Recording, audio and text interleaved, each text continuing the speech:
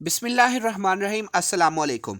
Gibbs free energy, अब जो mathematical definition है गिब्स फ्री एनर्जी के वो ये है कि G is equal to H minus T S. इसमें जो जी है ये गिब्स फ्री एनर्जी को रिप्रेजेंट करता है, ये जो एच है बेसिकली ये इंथाल्पी को रिप्रेजेंट कर रहा है, और यहाँ पे जो एस है ये इंट्रोपी है, और टी यहाँ पे जो है वो टेम्परेचर है।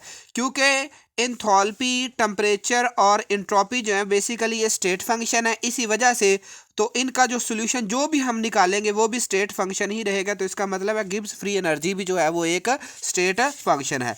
क्योंकि हम जो प्रोसेस डील कर रहे हैं वो है आइसोथर्मल। तो आइसोथर्मल चेंज जब हम कंसीडर करें कि कोई सिस्टम है, जैसे फ़र्ज़ करें ये एक सिस्टम है, इसमें हम कोई चेंज ला रहे हैं, इसमें प्रेशर या वॉल्यूम में कोई भी चीज़ इंक्रीज़ या डिक्रीज़ कर रहे हैं, या इंथाल्पी इंक्रीज़ डिक्रीज़ कर रहे हैं, या इंट्रोपी इंक्रीज़ और डिक्रीज़ कर रहे हैं, तो हमने टेम्परेचर को चेंज नहीं करना। तो इसलिए क्या हो जाएगा, जो टेम्परेचर है बेसिकली ये कांस्टेंट होगा। तो जब हम चेंजिंग लाएंगे तो H1 इंथाल्पी जो है वो H2 में चेंज हो जाएगी, S1 वाली वैल्यू S2 में चेंज हो जाएगी, और G1 वाली वैल्यू G2 में चेंज हो जाएगी। मतलब अब हमने जब जो इनिशियल कंडीशन लेनी है तो इस इक्वेशन को इनिशियल के हवाले से हम क्या लिखेंगे, G1 is equal to H1 minus T S1। इसको हम कह लेते हैं कि दिस इज आवर इक्वेशन 2।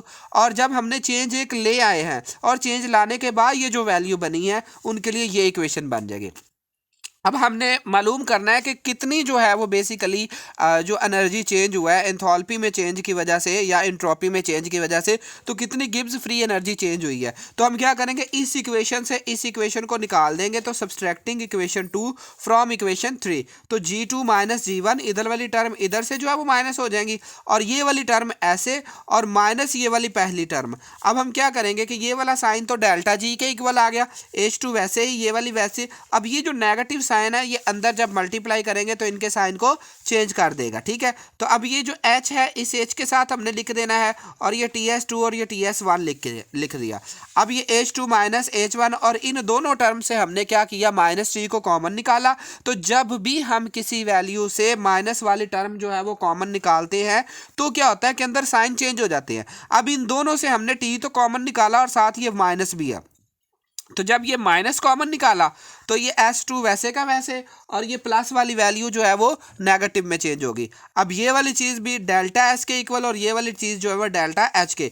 तो गिब्स फ्री एनर्जी चेंज, जहाँ पे ये जो आया है is the difference between delta S, delta H and T delta S.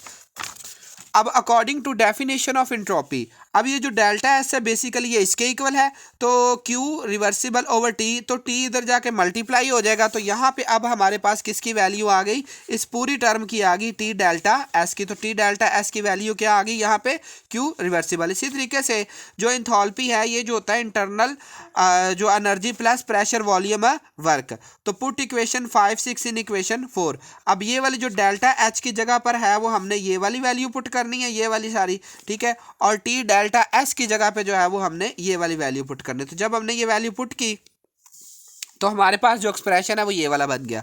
अब यहाँ पे हमने क्या किया कि इस टर्म को इसके साथ लिख लिया, और ये वाली टर्म हमने बाहर लिख ली। अब according to the first law of thermodynamic, ये वाली जो फर्स्ट लॉ ऑफ थर्मोडायनामिक क्या कहता है, Q is equal to R E V is equal to delta E plus W maximum. तो अब यहाँ पे हमने क्या किया कि इस टर्म को हम इधर ले आए, ये यहाँ पे नेगेटिव हो गई, और ये वाली टर्म को हम इधर ले आए। तो अब ये वाली जो चीज़ है delta E minus Q R E we, ये रिवर्सिबल प्रोसेस के लिए ये चीज़ बन गई। तो अब इस जगह पे डेल्टा जी की जगह पे हम डब्ल्यू ये वाली टर्म यहाँ पे पुट कर देंगे, और ये एज इट इज़ रह जाएगी। अब क्या करेंगे, हम दोनों साइड पे हमने नेगेटिव साइन से मल्टीप्लाई कर दिया।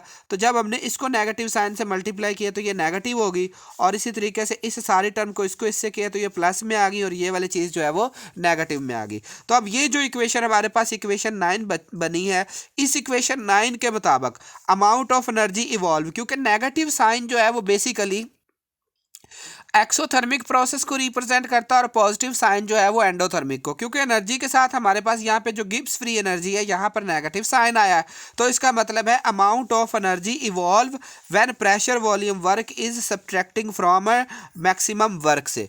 तो अमाउंट ऑफ एनर्जी जो, यानी कि जब हम प्रेशर वॉल्यूम वर्क जो है वो इसमें से सब्ट्रैक्ट करेंगे तो हमारे पास जो वैल्यू आएगी वो नेगेटिव फॉर्म में आएगी, और वो हमें बता रही होगी कि जो एनर्जी है वो बेसिकली इस सिस्टम से इवॉल्व हुई है। अब पी डेल्टा वी है वर्क ऑफ एक्सपेंशन, कि कोई जो हम वर्क कर रहे हैं किसी गैस पे या किसी चीज़ पे एक्सपेंशन हुई है, तो ये जो अब ये वाली जो टर्म है ये वाली, ये मैक्सिमम यूजफुल वर्क है। तो at constant temperature and pressure a process has a decrease in Gibbs free energy which is equal to the maximum work. तो ये जो इक्वेशन है हमें बता रही कि जब आपने टेम्परेचर भी कांस्टेंट रखा, प्रेशर भी कांस्टेंट रखा, तो हम जो भी प्रोसेस होता है, जो प्रोसेस हम कर रहे हैं उसमें क्या हो रहा है, डिक्रीज हो रही है किस चीज़ में, फ्री एनर्जी में, गिब्स फ्री एनर्जी में, जो कि मैक्सिमम वर्क के इक्वल है। तो जज़ाकल्लाह। अगर आपको लेक्चर अच्छा लगा हो तो प्लीज़ सब्सक्राइब माय चैनल।